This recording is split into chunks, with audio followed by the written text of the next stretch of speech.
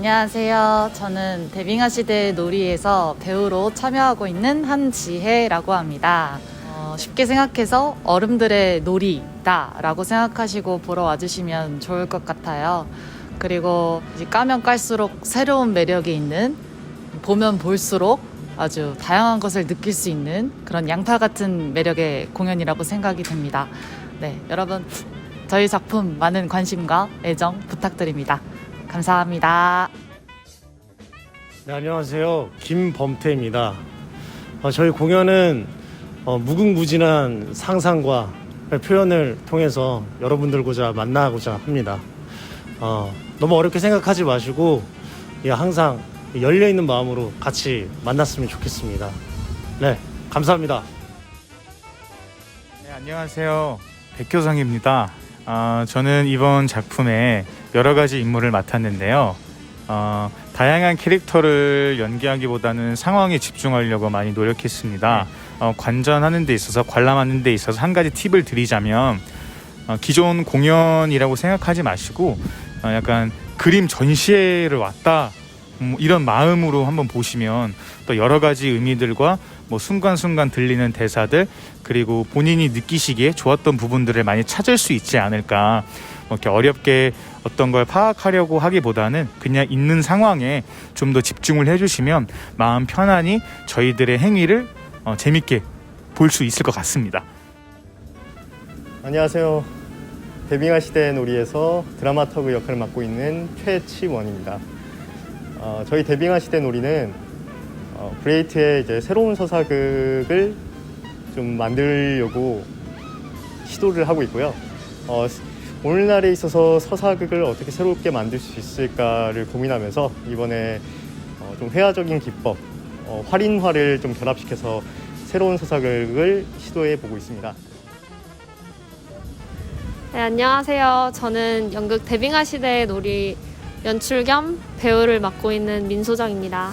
처음에 이 작품을 최상원 작가님이랑 기획하면서 제가 가장 핵심 키워드로 생각했던 거는 프레임이라는 것이었어요. 그래서 프레임이라는 게 어떤 개인의 프레임일 수도 있고 어떤 사회적인 프레임일 수도 있고, 이거를 연극으로 풀면서 조금 무거워질 수 있는 주제를 좀 가볍게 풀어보고자 놀이적인 형식으로 엮어보게 되었습니다.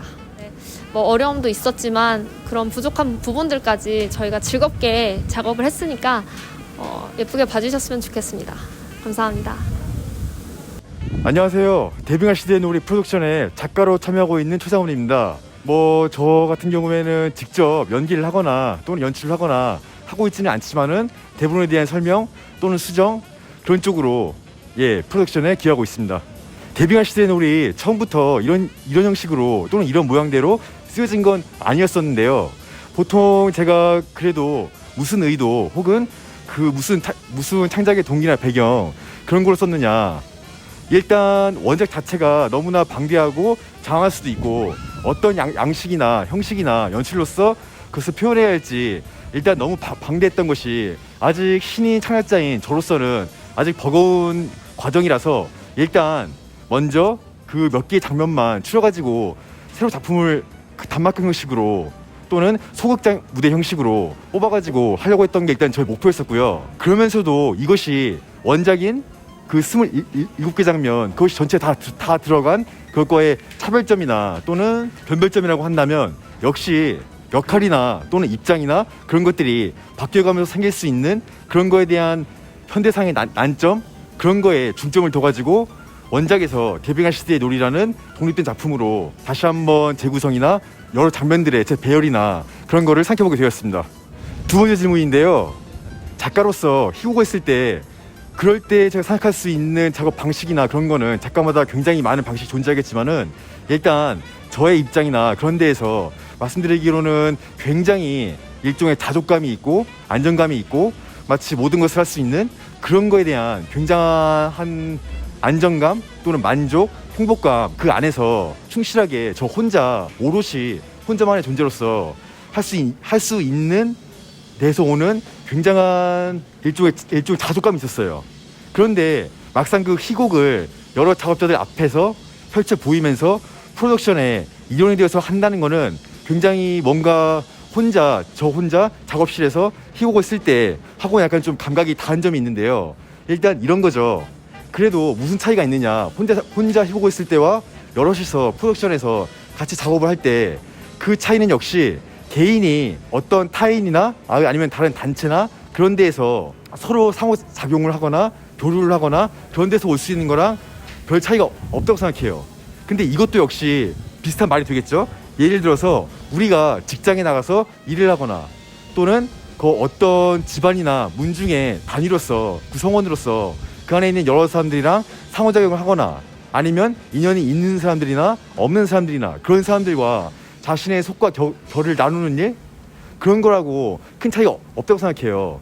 세상살이가 그런 만큼 제가 하나의 작가이자 그 창작자로서 프로덕션에 들어가지고 할 수 있는 일도 그것과 큰 차이 같은 것은 그 본질적으로 없다고 생각하거든요. 그러니까 뭐 이런 거죠. 그 서로 다른 생각을 가지고 있는 사람끼리 만나가지고 그 문제의 결이 무엇인지 또는 우리가 같이 추구해야 할 방향이 무엇인지 그런 거에 대해서 열심히 나누고 또는 부딪히기도 하고 그런 과정들 그런 이상 제가 작가로서 프로덕션에 참여해야 할 때 순전히 작가로서만 있을 때하고 달리 가져야 할 자세나 그런 것은 역시 겸허함이나 또는 수치심이나 그런 거라고 생각하거든요.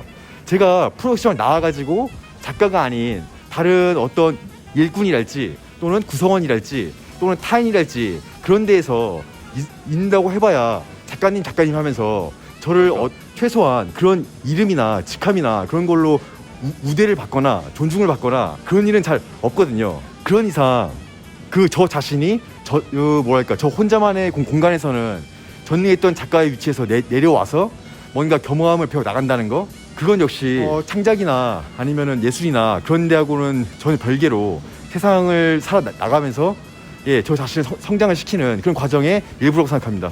그런 점에서 작가로서의 제 작업 방식이랑 프로덕션에 참여한 제 작업 방식이랑 그런 점에서 제가 이만한 차이가 생긴다고 볼 수 있을 것 같네요.